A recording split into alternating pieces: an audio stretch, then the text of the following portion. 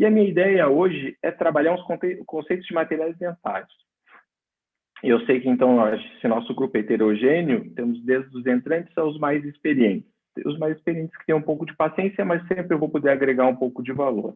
Até um pouco tempo atrás, nós tínhamos 3 métodos, ou ainda temos 3 métodos de confecção das nossas próteses.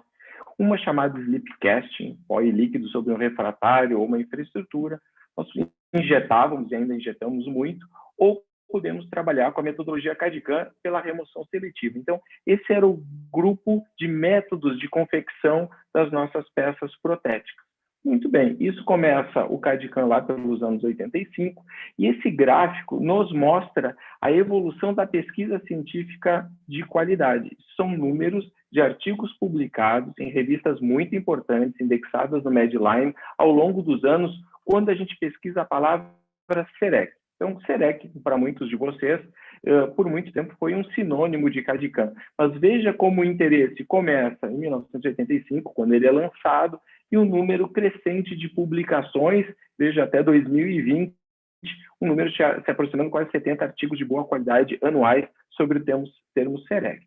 Então, esse CAD/CAM, esse conceito de desenho assistido por computador, que é o CAD, e o CAM, a manufatura, a produção, já faz parte, então, da nossa prática de todos esses professores ao longo das 10 aulas com vocês. Nos permitem casos como esse, e eu quero abrir a mente de vocês para extrapolar o CAD/CAM apenas o SEREC ou uma fresadora. Eu acredito que esse grupo de estudo vai levar nessa direção. O CAD/CAM é muito mais do que um scanner e uma fresadora. Mas vamos devagarinho elaborando. Quem sabe o mapeamento de cor? Isso é CAD/CAM também. Utilizamos dispositivos, aqui o EasyShade, existem outras marcas também, podem nos ajudar no mapeamento de cor, fotografia digital, imagens digitais. Então, aqui entra o primeiro conceito que eu quero trazer para você. Até o momento, nós falávamos em CAD/CAM. Agora, por que não introduzir um novo conceito chamado CAI, Computer Assisted Image? Trabalhar com a imagem nos assistindo na produção, no planejamento. Aqui eu já lembro da aula que o professor Bicalho vai nos dar no futuro, de caso clínico, utilizando, então, a imagem, nos assistindo no planejamento e na execução. Então, não é só CAD, não é só desenho, não é só manufatura, mas por que não a imagem nos ajudar também no planejamento, na produção dos nossos casos? CAD/CAM também é materializar através de impressões esses arquivos, nos ajudar no planejamento de desenhos, né, das nossas peças protéticas e a fim de chegar em resultados muito satisfatórios, né, com uma biomimética maravilhosa e reprodução. E temos diferentes usuários, aqui são usuários que usam muito o potencial dos equipamentos, então a microtextura produzida aí pela máquina, né? Um resultado imediato. E por que não extrapolar de apenas aquela execução tradicional das nossas peças de coroas, e por que não agora começar a trabalhar com placa anil relaxante, produzir essas placas, né? Isso tudo é CAD/CAM e a nova sigla CAI. Né? Isso tudo assistido por computador, hoje fazer o planejamento, a execução restauradora, a manutenção, o controle dos nossos pacientes. Então, é uma linha de pesquisa muito apaixonante. Bem-vindo aos entrantes. Espero que essa semente dos que estão mais tempo continue florescendo. Né? Bem-vindos a essa odontologia digital. Olha só, então a gente viu que, no início, CAD/CAM e SEREC eram quase sinônimos. Mas, se agora eu pegar esse mesmo número de artigos e separar o que foi produzido sobre SEREC e sobre CAD/CAM na odontologia, veja que em laranja, o conceito CAD/CAM tem muito mais artigos do que simplesmente SEREC. Então, CAD/CAM está muito maior. Hoje ele se dissociou dessa imagem exclusiva daquela marca, aquele modelo. Hoje, CAD/CAM é planejamento, execução, é manutenção, tanto de prótese dentística, ortodontia, implantodontia e assim por diante. Espero ter me feito entender e aberto a mente para vocês, para o CAD/CAM, como algo muito maior do que apenas um scanner e uma fresadora. Muito bem, o objetivo da aula de hoje é a gente falar sobre materiais dentários, que é materializar esses projetos. A odontologia digital trabalha muito, então, com arquivos, com imagens, e o nosso padrão de arquivo é chamado STL, estereolitografia. Essas estruturas que aparentemente na tela de vocês parece ser tridimensional, mas são apenas bidimensionais. Nós temos que materializar essa imagem, né? E como fazer isso? Nós temos como pegar esse STL, esse projeto acima de mim aqui, esse entrelaçamento de triângulos, e produzir de duas formas. A redução seletiva, lá em cima, que é a fresagem, redução de um bloco, ou eu posso imprimir ela em camadas sucessivas. Nós vamos discutir isso ao longo da reunião de hoje. Se eu estiver viajando muito, vai aí colocando aí no chat, o Bicalho vai controlando e vai me avisando, ok? Vamos começar pela primeira abordagem de produção, né, de materialização dos nossos arquivos STL. Em blocos ou em discos, materiais que já vêm pré-fabricados, né, prontos de fábrica. Vamos tentar entender esse universo em blocos, que é o universo do dentista, né, do SEREC, ou em discos para o universo laboratorial. Nossos materiais de CAD/CAM, basicamente, são compostos de 3 estruturas diferentes. O prof vai sair um pouquinho da frente aqui, porque está atrapalhando. Fase vítrea, fase cristalina ou matriz orgânica. Se eu dominar essas 3 fases, não interessa se um fabricante me lançar o material A, B ou C, eu, sabendo o que tem lá dentro, eu vou saber sua indicação, suas limitações e até a possibilidade de como fazer uma cimentação adequada. Entendido? Muito bem. Fase vítrea. É sílica, vidro, que nos dá beleza, estética para as nossas peças. Muito comum em cerâmicas tipo feldspato, leucita, silicato de lítio e disilicato de lítio. Beleza? Nós temos também estruturas cristalinas, que nos dão resistência, que nos dão opacidade, zircônia, alúmina, e a matriz orgânica, que é comum em resina composta, acrílicos tipo polimetilmetacrilato, ou até os monômeros de resina impressa. Então, os nossos materiais basicamente são os 3, a mistura de algum deles. Por exemplo, é muito difícil a gente encontrar materiais produzidos extremamente de um material só, a não ser a zircônia, que é praticamente só cristal. Em média, eles são uma mistura entre eles. Vamos entendendo a dinâmica desses materiais. Vai o prof sair da frente do slide novamente aqui, só um pouquinho. O primeiro tipo é a fase vítrea. Os materiais vítreos. Os materiais vítreos, eles têm um grande conteúdo, aqui o nosso primeiro, né? Grande conteúdo de vidro e pouco de cristal, está aqui atrás de mim. Quanto mais vidro ele tiver, mais estética ele tem, beleza? Quanto menos cristal, menos resistência ele tem. Então, ele tem um equilíbrio de fraca resistência e alta estética. Isso nos traz vantagens, desvantagens vamos discutir ao longo dos próximos minutos. Mas, lembrem que o ácido fluorídrico, a cimentação adesiva, ela adora a fase vítrea. Então, estruturas, cerâmicas, materiais mais vítreos são mais passíveis de condicionamento com ácido fluorídrico. As cerâmicas vítreas carregadas, por exemplo, de silicato de lítio e o silicato de lítio reforçado por zircônia, são cerâmicas que ainda têm fase vítrea, ainda são belas, porém já tem mais estrutura cristalina, são mais resistentes. Elas também vão aceitar a ação do ácido fluorídrico, e como ambas têm vidro, a gente lembra do silano, né, o agente de união silano, que tem adesão, afinidade por vidro. Então, eu posso aplicar ácido fluorídrico em ambas as estruturas e aplicar imediatamente o silano nela. Sendo que as cerâmicas com vidro mais carregado de cristal são mais resistentes, tipo o IMEX, tipo o silicato de lítio carregado por zircônio. Espero estar me fazendo entender. As cerâmicas policristalinas, como a zircônia, o YTZP, são cerâmicas quase totalmente cristalinas, muito opacas. Hoje já tem umas pequenas modificações tentando deixá-las mais translúcidas e, no entanto, muito resistentes. Se eu for fazer uma cimentação, por exemplo, neste momento, com uma cerâmica só cristalina, como a zircônia, não adianta a gente aplicar o ácido fluorídrico, não tem vidro lá, não adianta aplicar o silano. Então, que estratégias que eu vou trabalhar em estruturas com muito cristal? O adesivo MDP, por exemplo, em todos os adesivos universais que nós temos hoje em dia.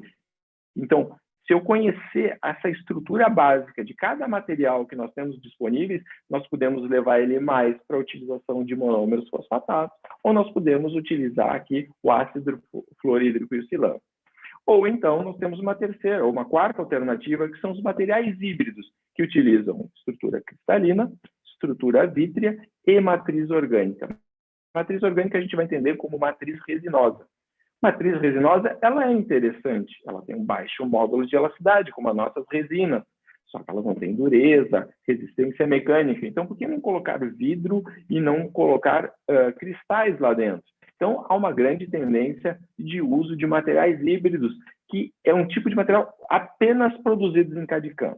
Não existe material híbrido injetado ou material híbrido aplicado na forma de pó e líquido sobre um refratário ou uma infraestrutura. Então, esse tipo de material é especificamente para usuários de CAD/CAM.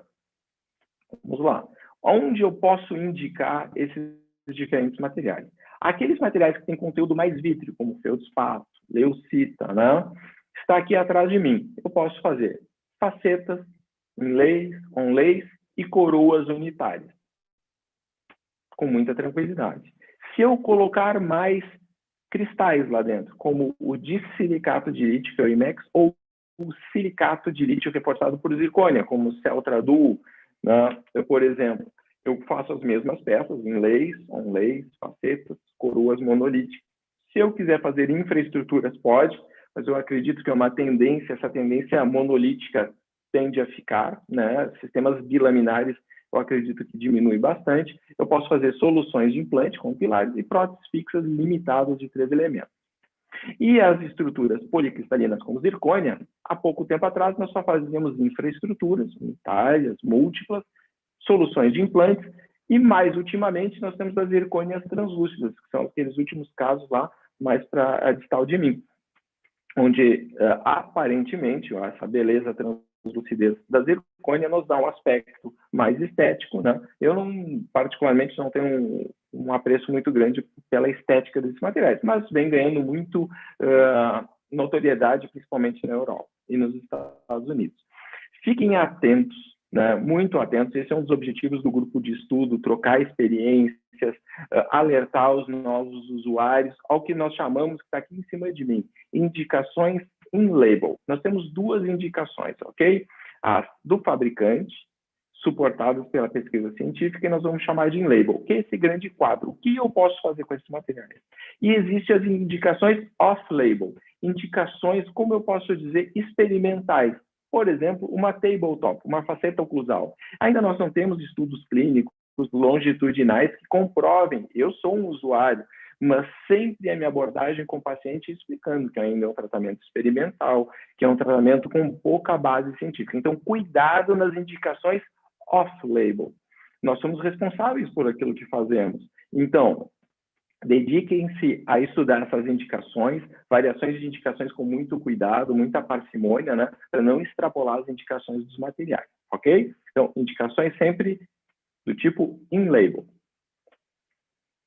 Onde eu posso, né, ler, Eduardo, eu quero aprender um pouco mais sobre isso. O que eu falei rapidamente, em poucos minutos, está aqui nesse livro, do nosso, se eu não me engano, terceiro encontro da Liga Serec, atual ABOD, o livro publicado no encontro de Brasília, né? CAD/CAM no laboratório e na clínica. O capítulo 5, se eu não me engano, vocês vão ter acesso. Então, bem-vindos à associação, participem das atividades, se inscrevam das atividades online, das atividades presenciais da próxima em Fortaleza, onde sempre publicações relevantes, autores estão sempre trazendo novidades em língua portuguesa, né, com uma grande vantagem para todos nós.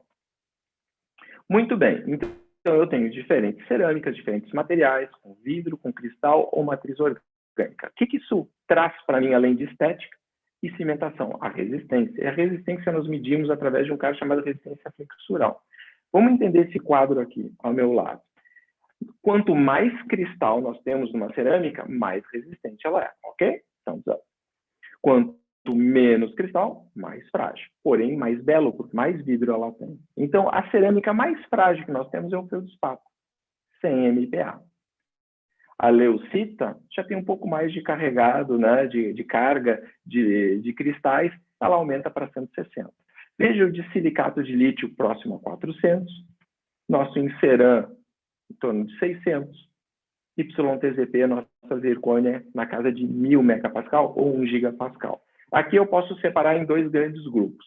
Todos aqueles materiais acima de 400 megapascal eu já posso fazer prótese parcial fixa. Óbvio que o de silicato, como ainda é muito baixo, eu vou limitar ele até o segundo pré-molar. As cerâmicas que não têm tanto conteúdo cristalino, elas são condicionáveis por ácido fluorídrico. Por quê? Porque elas têm mais vidro e elas permitem cimentação adesiva.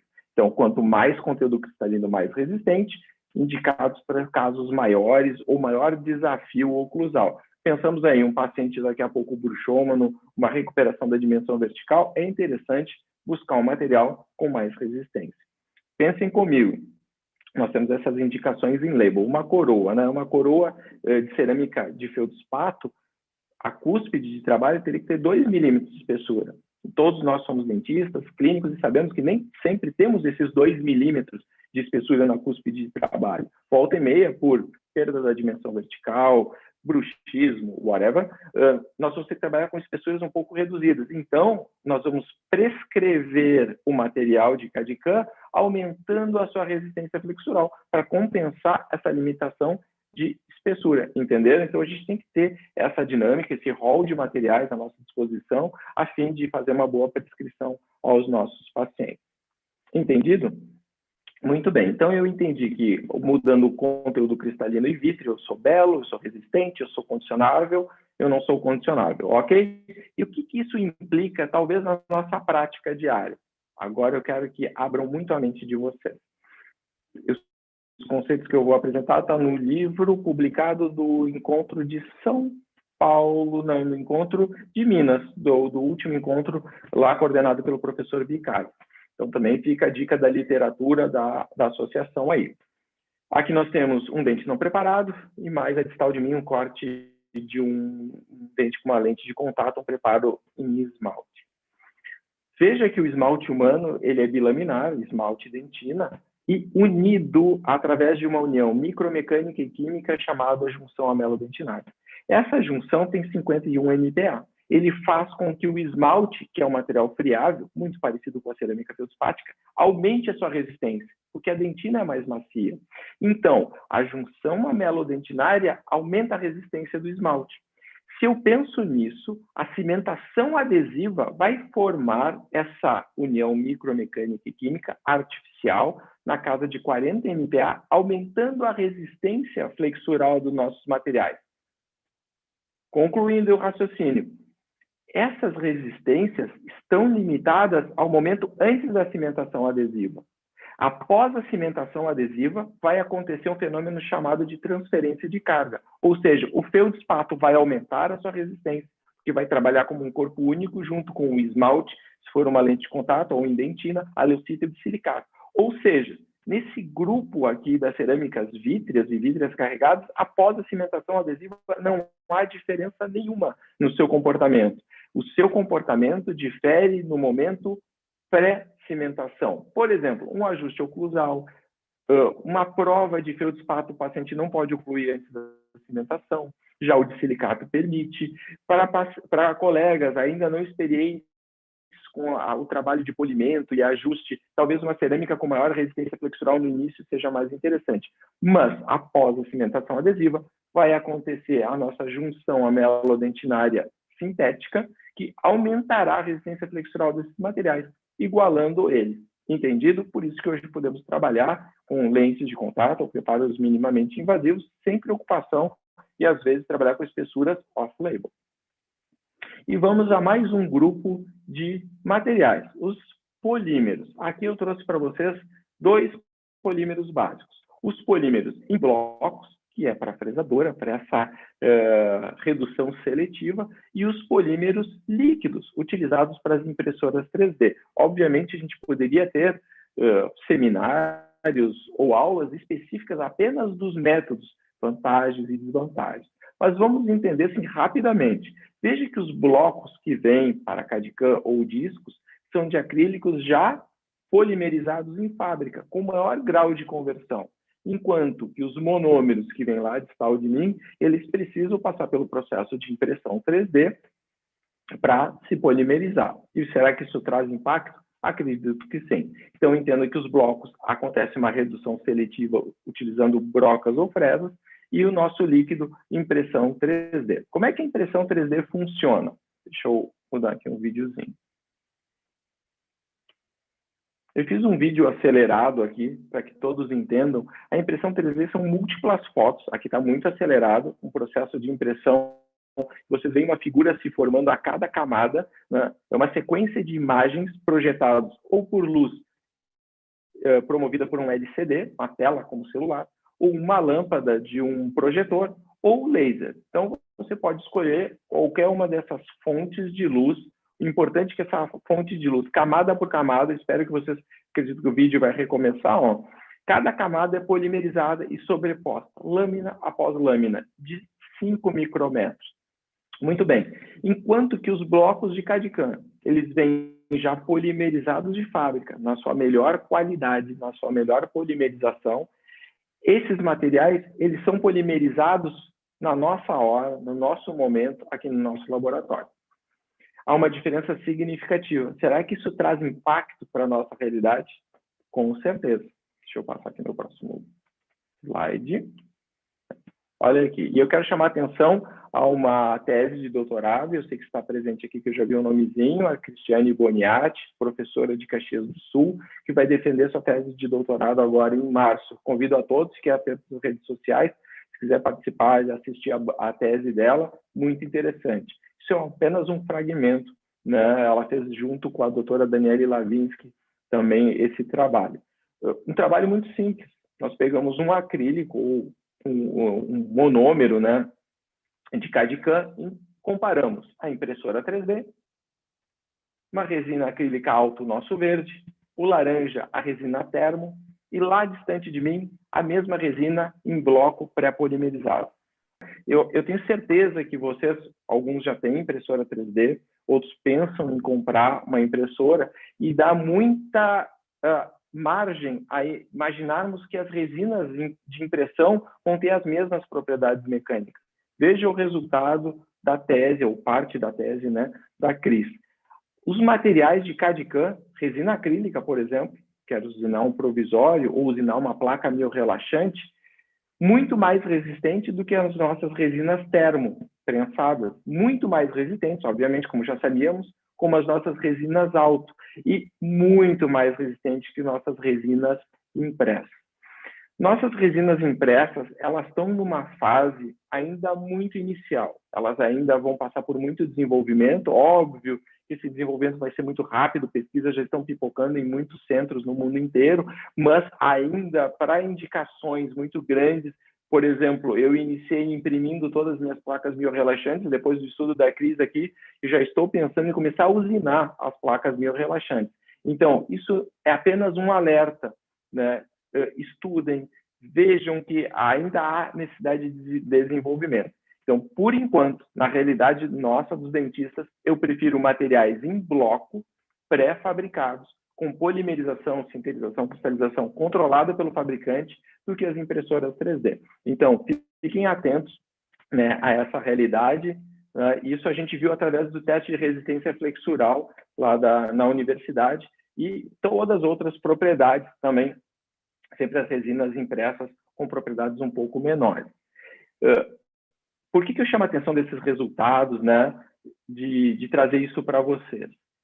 Porque muitas vezes nós recebemos propaganda, a gente é bombardeado com vídeos na internet, onde múltiplas informações nos chegam e a gente acaba tomando como verdade. Então, essa aqui é uma pirâmide de qualidade de resultados científicos. Claro que nós sempre começamos, como o estudo da crise, e a maioria que a gente faz é a base de todos os estudos laboratoriais. Eles nos dão uma boa base, uma boa ideia para que caminho seguir. Mas calma, vamos esperar o tempo, os relatos vão surgindo, as séries de casos, nossos capítulos, até chegar nos ensaios clínicos e assim por diante. Então, eu gostaria que, com um comum acordo, né, entre todos nós aqui, dentistas de alta performance, que começássemos a selecionar nossos materiais, nossas técnicas, não aqui de baixo, mas que a base da ciência nos ajude a entender, mas que estudos de acompanhamento clínico longitudinal seja a base para tomar de decisão. Finalizando aqui a minha parte, que eu acho que já passou meus 25 minutos, se nós pensássemos assim, Eduardo, eu tenho que tomar uma decisão, eu tenho que escolher um material de CAD/CAM de primeira escolha. Qual que eu lançaria? Qual que eu usaria? Um lançamento com grande marketing, pompa e circunstância, ou aquele mais antigo com mais conhecimento? Óbvio que o mais antigo. Por incrível que pareça, o material hoje mais conhecido, com o acompanhamento de mais de 20 anos, com 27 anos de acompanhamento, é a nossa cerâmica feldspática. Então, muitas vezes surgem novos materiais. Agora surgiu o silicato de lítio reforçado por zircônia. Calma, o tempo, os estudos vão nos levar nessa direção. Quem sabe, ao longo do tempo, e é a tendência, tipo de silicato, que o longitudinal nos dê essa base e a gente começa a ter mais conhecimento clínico. Mas a base hoje, por incrível que pareça, a nossa maior segurança está na cerâmica feldspática. Quero agradecer a todos vocês, né, a presença. Eu quero abrir agora a discussão, agora sim a gente vai poder abrir o microfone, né, para trabalhar alguma dúvida durante esses 25 minutos e lembrar que semana que vem o professor Mukai, logo eu vou criar o link da próxima aula. Eu queria que eu construísse uma rotina com vocês, colegas, de todas as terças-feiras a gente falar sobre um assunto, jogo rápido, para estimular vocês a estudar, para a semente se desenvolver em vocês. E o professor Mukai vai falar sobre a digitalização de baixo custo, né? De repente, no imaginário de muitos colegas que estão nos assistindo, imagina que entrar no CAD/CAM é algo extremamente caro ou complexo. Na minha opinião, uma máquina fotográfica digital já está começando a dar os seus primeiros passos em CAD/CAM. Então, lembrem da aula da semana que vem. Logo eu vou publicar aí, a associação vai publicar o link para que a gente faça as inscrições. Eu vou interromper essa publicação e vou abrir para os próximos minutos. Eu vou ver aqui no nosso bate-papo se tem alguma pergunta, né, de algum colega que a gente possa discutir, alguma dúvida, óbvio, desde que eu saiba a resposta, obviamente, senão eu também vou para o tema de casa. Muito bem, colegas. Alguma dúvida, algo que eu possa ajudar sobre essa tomada de decisão? Agora sim. Parabéns aí, professor Malta. Como Obrigadão, vocês tinham Bicalho. pedido para olhar aí o bate-papo, né? O pessoal, a princípio, está elogiando aí sua excelente aula, pela sua didática, Obrigadão. pelo conhecimento. Nós estamos muito honrados aí com a sua aula. Muito bem. Enquanto surgem as dúvidas aí, eu já tenho uma aqui que eu gostaria. Tá. Esse estudo que você começou a apresentar, dessas resinas impressas, né? Esse teste de 27 MPa, ele teve cura ou não teve cura? E qual o sistema de cura foi usado? Perfeita pergunta. Então, vamos fazer o seguinte, deixa eu voltar lá para o slide. E, por favor, então, o Bicalho está acompanhando o chat, se vocês tiverem alguma dúvida. Vamos voltar aqui, vamos voltar. Então, a resina utilizada foi essa resina da Iller, é uma resina para placa biorrelaxante, né, biocompatível, ela foi polimerizada. Vamos à primeira informação, assim, surpreendente. Se a resina for testada seca, ela tem maior resistência. Se ela for armazenada na especificação da ISO em meio úmido, ela fica uma borracha que nem vocês estão vendo no teste, ela não quebra, né? Ela diminui demais a resistência dela. Em termos de pós-cura, tá? A minha impressora é N-Cubic, acho que da maioria dos que utilizam pela primeira vez a impressora usam essa, uma impressora simples. Eu comprei o forno, mas ela não chegou ainda, então ela não passou por cura adicional. Nós estamos com um aluno que eu acredito que esteja aqui entre nós, eu vi o nomezinho dele, que está estudando diferentes metodologias de pós-cura. Vamos voltar um pouquinho no tempo, Bicalho, e vamos entender onde é que estão as nossas resinas impressas. Eu vou deixar esse vídeo rolando aqui, ó. A minha impressora utiliza LED de ultravioleta. Essa luz roxinha aqui para os nossos olhos é luz ultravioleta. Os nossos colegas mais antigos, tipo eu e tu aí, vão lembrar das resinas fotopolimerizadas por ultravioleta dos anos 70. Óbvio que eu era criança nos anos 70, mas a gente sabe da história da odontologia. Antes das resinas compostas serem atiradas por luz visível, elas eram polimerizadas por luz ultravioleta. Ou seja, essas nossas resinas impressas estão muito parecidas com as resinas compostas dos anos 70. Ela está ainda engatinhando. As resinas dos anos 70, fotopolimerizadores ultravioleta. A partir de 1977, 80, luz visível. Os fotoiniciadores de luz ultravioleta dos anos 60 nunca desapareceram, estão de volta nas nossas resinas. Por exemplo, eu sei que é um cara que utiliza fotopolimerizadores de alta potência, tipo o Valo, ou outros fotopolimerizadores que usam 2 comprimentos de onda mais baixos, ultravioleta, e comprimentos de onda de luz visível, como o azul. Então, em última análise, as resinas de impressão hoje, na minha opinião, elas estão muito parecidas com as resinas compostas dos anos 70. Elas precisam passar agora por uns 40 anos de desenvolvimento. Obviamente que nós estamos em 2020, não vai levar 40 anos para ela se tornar luz visível, aumento de carga e assim por diante. Eu acredito que em 5 anos, grandes modificações mais rápido do que os últimos 40. Mas como ela é luz ultravioleta, ela tem baixo comprimento de onda, ela tem muito menos grau de conversão. Mesmo que a gente coloque num forno de pós-cura, eu acredito que vai aumentar, sim, o grau de conversão e as propriedades mecânicas, tenho certeza que vão, né? Mas ainda precisa desenvolver muito. Eu acredito que o futuro não esteja no ultravioleta, né? Talvez num fotoiniciador misto entre luz visível e luz ultravioleta. A pós-cura vai ajudar, e se a gente fizer o teste a seco, eu te dou resultados bem altos. Olha que interessante a gente entender resultados, né? Volta e meia a gente lê lá um catálogo, um artigo, puxa, esse material deu uma resistência elevada. A gente tem que ter uma análise crítica, e eu convido os colegas que ainda não fizeram a pós-graduação, tipo mestrado e doutorado, é um bom ambiente que abre a nossa mente para esse tipo de leitura, né? Então, se fizer essas resinas na metodologia correta, a resistência é muito baixa. Acredito que a pós-cura, respondendo a outra pergunta, vai aumentar, mas ainda precisa de muito desenvolvimento. Essas resinas ainda não têm carga, elas são apenas monômeros. Nós estamos tentando adicionar carga, que é a tese da Cris, né, para tentar melhorar as propriedades mecânicas. Mas isso é no curto prazo. Acredito que em 5 anos vai ter uma evolução muito grande em relação às impressoras 3D. Mais perguntas, colegas? Para completar aí, Mota, perguntaram aí qual foi a espessura desse grupo teste, né, para ver a resistência. E só completando a sua fala aí, eu observei aqui, usando luz de cura, né, e também um outro aparelho, luz estrobóbica, aquela luz que pisca com com calor, eu observei que aumentou a resistência quando a luz usa aquele aparelho que a luz pisca. Isso. Quanto mais luz nós colocarmos, isso é um polímero, né? É uma resina composta, não é resina composta porque as nossas resinas ainda não têm carga. Então, são monômeros chamados de metacrilato de resina. O DMA, BGMA, é quase uma resina de dentista convencional, só não tem carga, né? Quanto mais luz nós colocarmos nela, calor, pressão, ausência de oxigênio, maior grau de conversão, consequentemente, maiores propriedades mecânicas. A espessura, ela segue a especificação da ISO. A ISO, obviamente, padroniza todos os materiais e existe uma especificação exclusiva para acrílicos e resinas 3D. Não sei de cor, a Cris está aqui com a gente, ela pode pôr no chat o tamanho específico do corpo de prova.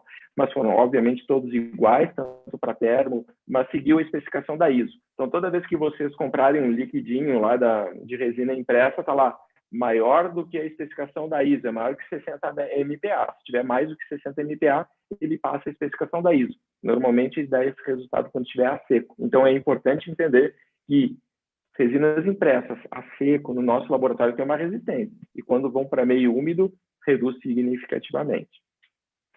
Mais uma pergunta aqui da Edna. Claro. Ela é usuária CAD/CAM, né?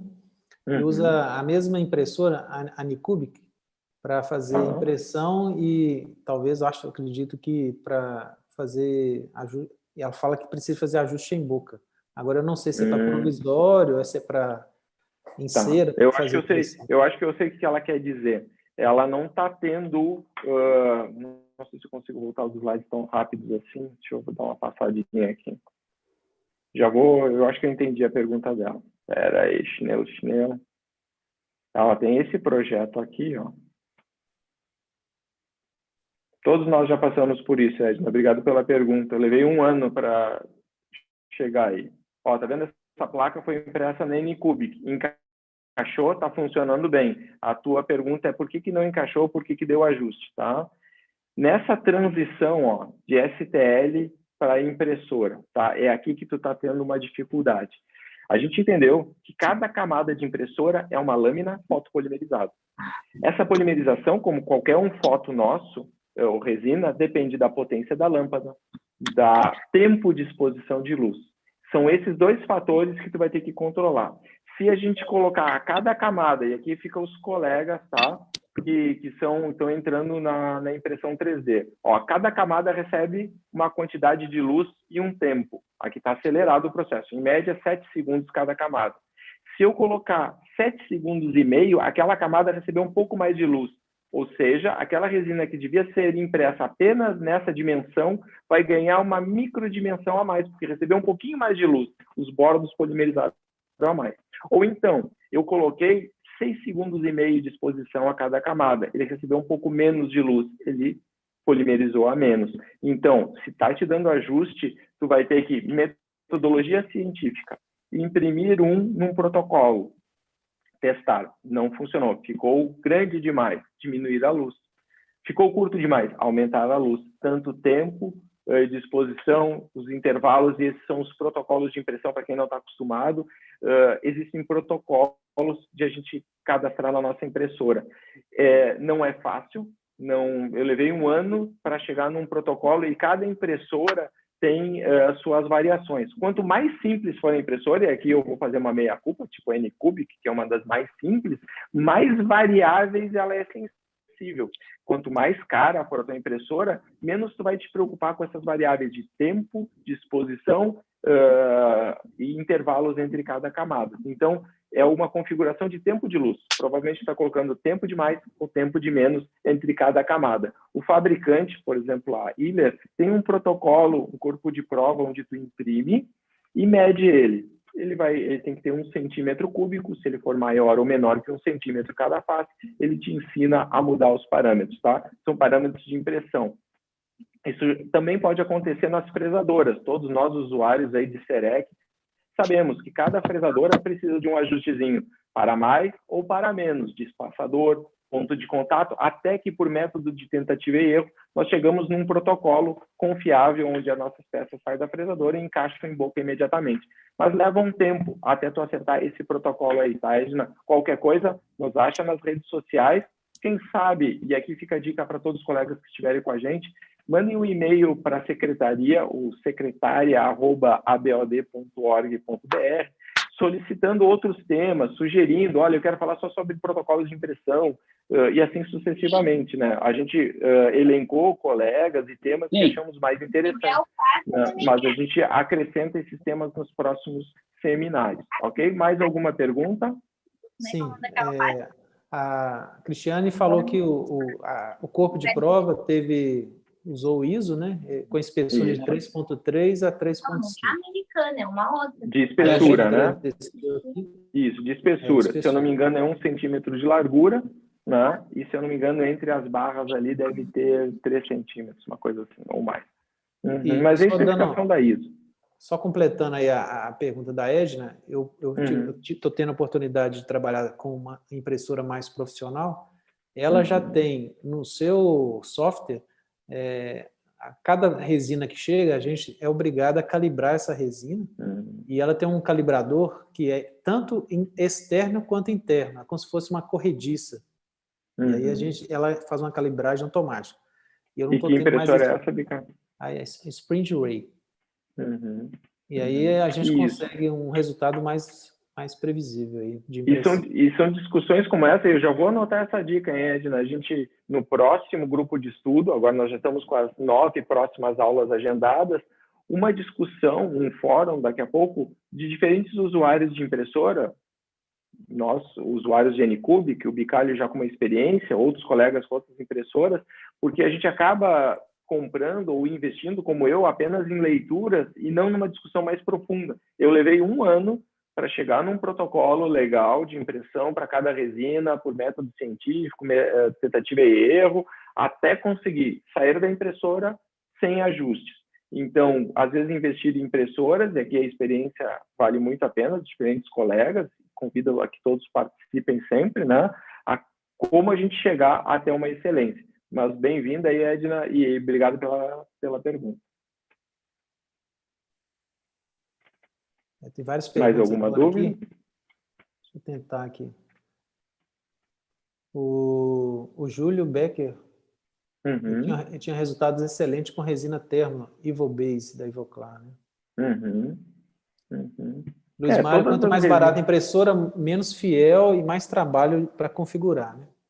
Perfeito, isso aí, perfeito, perfeito. Então, em breve, no curto, médio prazo, a minha ideia é migrar para uma impressora mais autogerenciável. É que nem fresadora.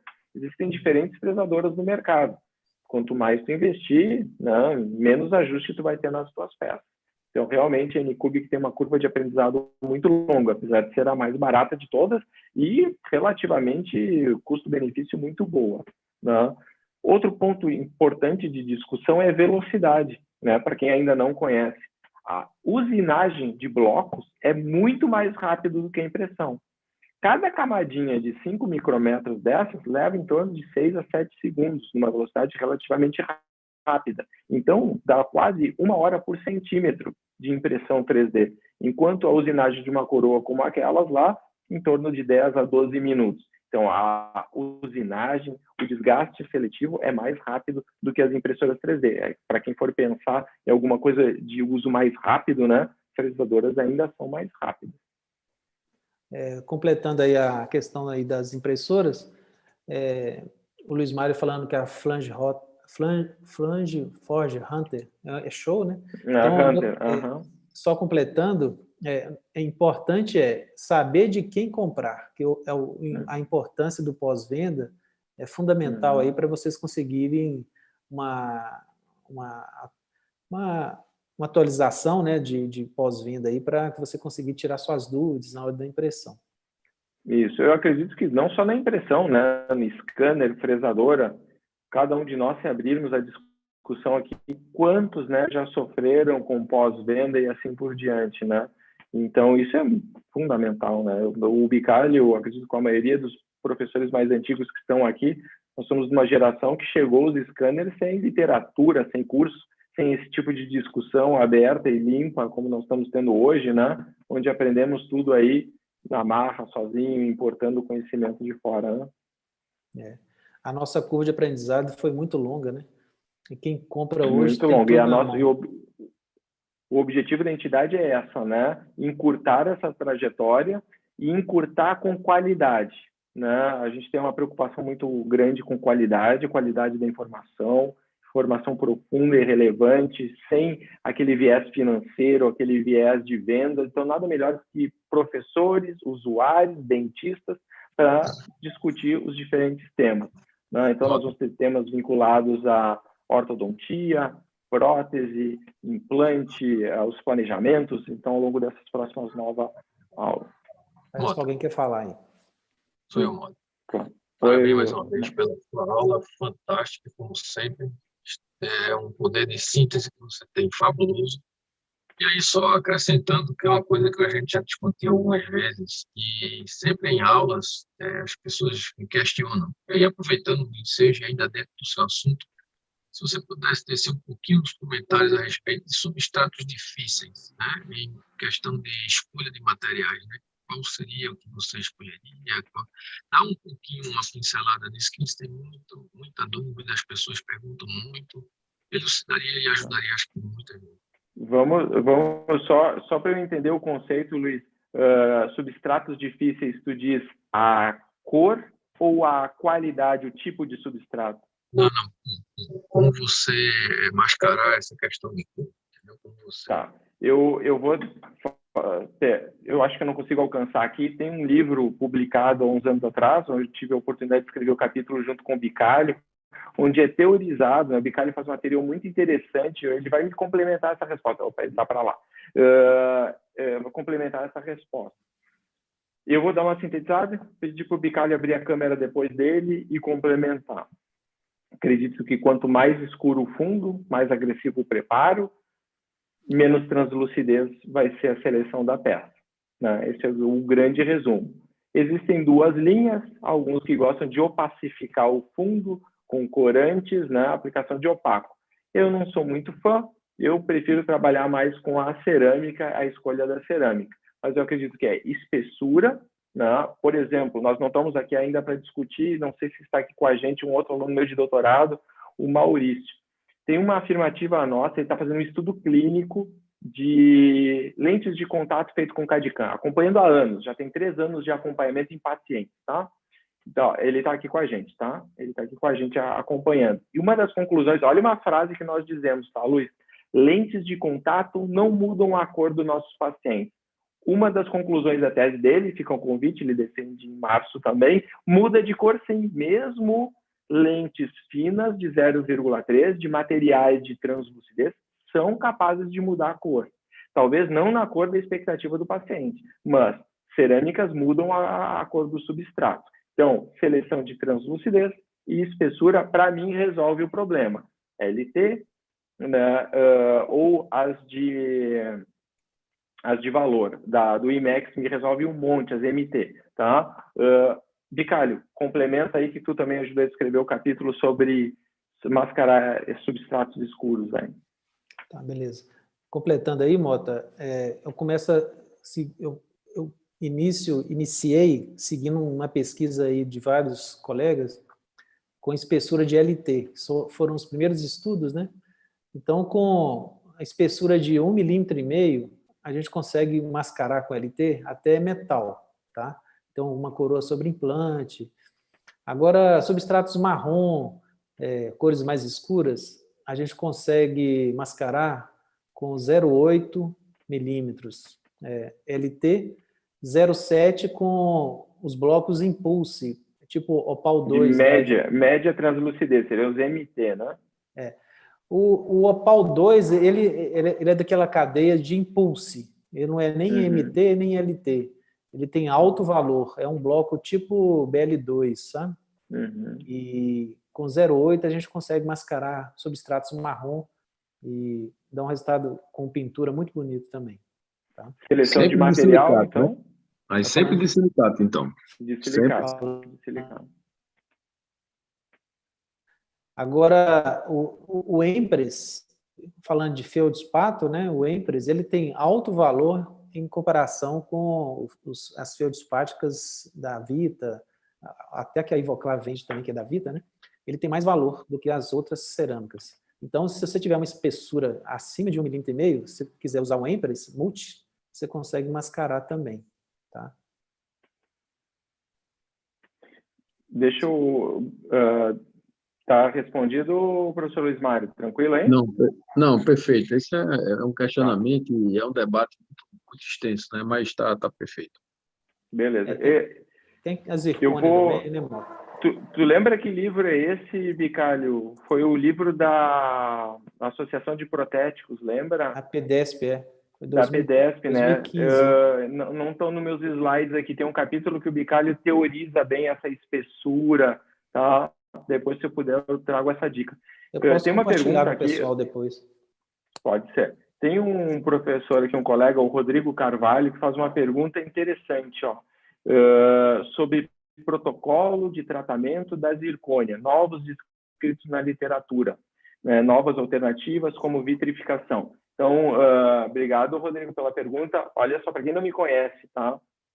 A maioria aqui do pessoal já me conhece. Então, eu sou dentista, sou professor da PUC do Rio Grande do Sul e há muito tempo lidero um grupo de pesquisa chamado CAD/CAM aplicado à odontologia. Então, perguntas como do Rodrigo povoam a minha mente, tá? Do Rodrigo Carvalho lá. Como coisas novas, texturas, pinturas. Nós estamos rodando um estudo agora para ver a durabilidade de escovação da técnica de pintura das 3 queimas do professor Bicalho. A gente está sempre testando. Então, essa pergunta do Rodrigo sobre tratamento interno de zircônia, através de uma técnica chamada vitrificação. Foi a dissertação de mestrado de uma aluna minha chamada Júlia Dreia. Então, fica a dica, dê uma procurada pela PUC do Rio Grande do Sul, offline, eu tento mandar a cópia da dissertação dela, tem como estudar isso. O que é isso? A zircônia, a gente falou lá na aula, que ela tem muito cristal, ela não aceita cimentação adesiva. Isso é um ponto negativo. Ela pode receber o tal de monômero fosfatado, o MDP, que está no adesivo single bond universal, no da Curará e o Panave, e assim sucessivamente. Mas não é a mesma cimentação adesiva que estamos acostumados com feldspato, leucita, silicato e dissilicato, ok? Então, a gente criou algumas alternativas para potencializar a parte interna da zircônia para cimentação adesiva. Ele usou a palavra vitrificação. Então, nós testamos esse método, tá, Rodrigo? O que é para o pessoal leigo? É pegar a parte interna da zircônia, interna, aplicar cerâmica vítrea. Cerâmica feldspática dentro da coroa, bem fininha, obviamente. Primeiro, a gente compensa na usinagem com espaçador maior, e na face interna, a Júlia Dreyer aplicou, então, cerâmica vítrea. Queimou. Agora, então, eu tenho uma zircônia com cerâmica vítrea por dentro. Aplicamos primer ácido fluorídrico. Infelizmente, Rodrigo, nada superou chateamento tradicional com óxido de alumínio. É uma técnica experimental, off-label, ainda não tem evidência científica de melhora mudar a parte interna da zircônia. Padrão ouro, chateamento com óxido de alumínio, limpeza com álcool 70 álcool isopropílico numa cuba ultrassônica, adesivo com MDP. Nada mudou, nada melhorou. Quem ganha ainda é o chateamento. Ok, Rodrigo? Dissertação de mestrado da colega Júlia Dreyer. Qualquer coisa me pede offline que eu te mando. O Júlio está perguntando aqui se essa vitrificação seria o primer pré-sinterizado ou que já vem no kit já? Nós tentamos até glaze, Bicalho. Diferentes tipos de cerâmica vítrea na face interna, tá? Não... cerâmica, né? Nós estamos falando de colocar cerâmica vítrea dentro da zircônia para depois ela ser possível de ser condicionada e selanizada. Isso não aumenta, tá? É apenas um método. Ainda vai precisar de muito desenvolvimento. Ponto. Segurança, chateamento com óxido de alumínio, adesivos fosfatados com MDP. Nada mudou até o momento. Ali eu acho que Zirlink é um primer provavelmente à base de MDP, como o Júlio está colocando no chat.